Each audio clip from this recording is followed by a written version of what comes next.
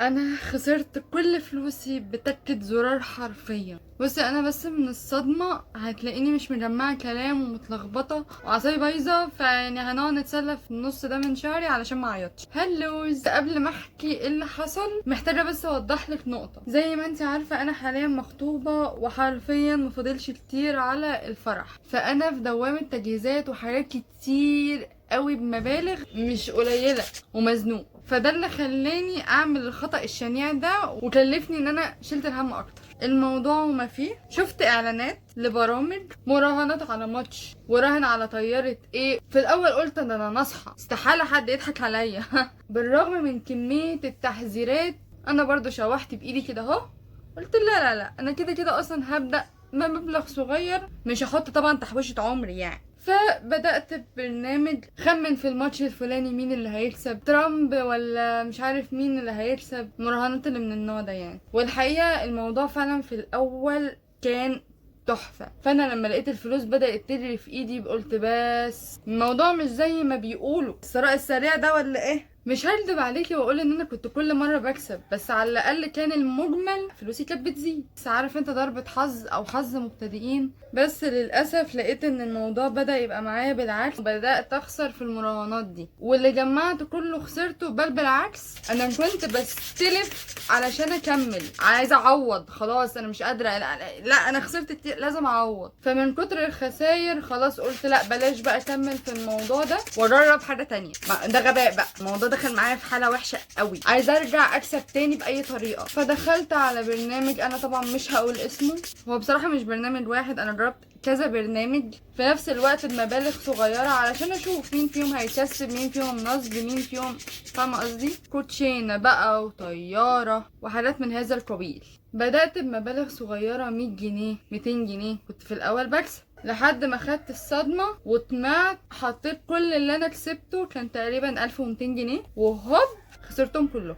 طبعا صدمة، قعدت اتنطط في قلب البيت وحزن مش طبيعي. وايه اللي انا عملته ده؟ طب هجيب فلوس منين دلوقتي؟ انا لازم اعوض، برضه لازم اعوض. مش فاهمه في ايه، مش عارفه انا كنت فعلا محتاجه الفلوس ومحتاجه الثراء السريع، ولا الدوبامين عندي اشتغل لما انبسطت زياده من المكسب اللي في البدايه، ولا الطمع اشتغل، ولا الظروف هي اللي خلتني اعمل كده، انا معرفش. فبسبب احساسي بان انا لازم اعوض واستلف من امي واستلف من ابويا واستلف من الدنيا كلها حرفيا، وحرفيا مديونه بمبلغ قد كده. ده غير اصلا ان انا دلوقتي في جمعيه وخسرت كل حاجه، وعندي احساس ان انا لسه عايزه العب تاني واجرب تاني واشوف لو في برامج تانية اقدر ان انا العبها واقدر ان انا اكسب فيها باي شكل من الاشكال. بس للاسف انا اصلا معيش فلوس ان انا اخد الريسك ده. خلاص بقيت حرفيا جسمي كله بياكلني ودماغي انا عايزه العب باي طريقه. عارف انت احساس المدمن اللي عايز جرعه هيروين؟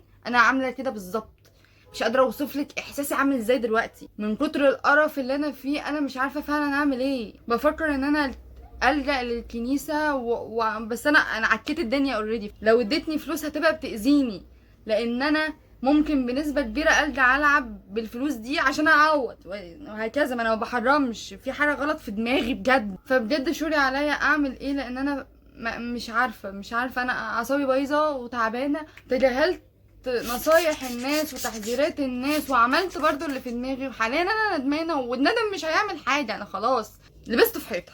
انا عارفه ان ده غباء مني والطمع، بس انا اعمل ايه؟ انا ظروفي كانت كده. مش طمع في الثراء السريع، بس انا مش لازم اجيب فلوس باي طريقه. مش عارفه اعمل ايه، والظروف بتاعت البلد فعلا هي اللي اجبرتني على كده. معلش يعني واحده بتقبض 4000 جنيه هتجهز نفسها منين؟ طبعا مش محتاجه اقولك ان كل ده فاتي ومن وحي خيالي، بس مستوحاه من احداث حقيقيه.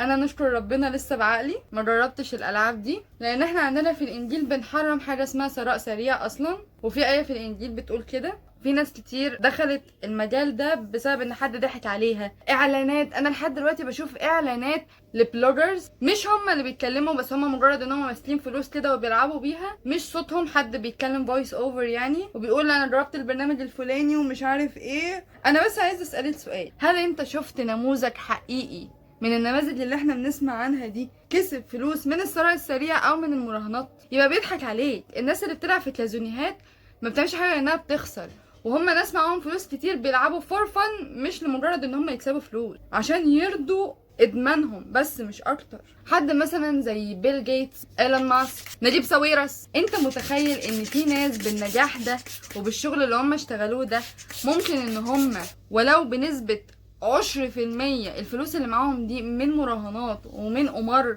تبقى بتضحك على نفسك؟ اللي خلاني اعمل الفيديو ده، الدحيح عامل حلقة في منتهى الجمال اللي في الدنيا، بجد لازم تخشي تتفرجي عليها. فعلا اخطر من ادمان المخدرات، وهي من النوع الخطايا التعلبية اللي من بره تبان لا يا جماعة ده عادي ده فور فن. ادمان ايه اللي انا هقع فيه؟ لما تفرد صدرك كده اعرف ان انت هتقع في الوحل.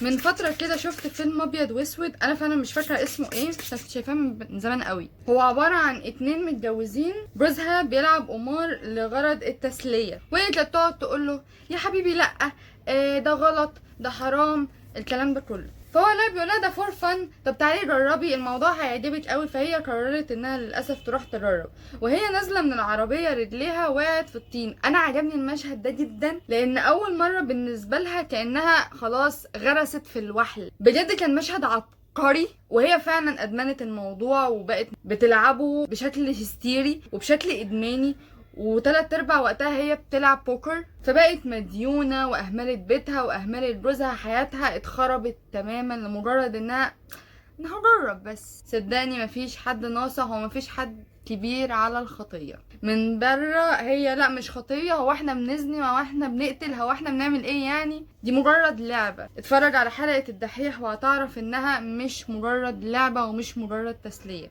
هتتصدم لما تتفرج على الحلقة دي بجد، هتتصدم لما تقرا القصص اللي انا قريتها، هتتصدم لما تسمع حكاوي زي اللي انا حكيتها على اساس انها قصة بني ادم قدامك.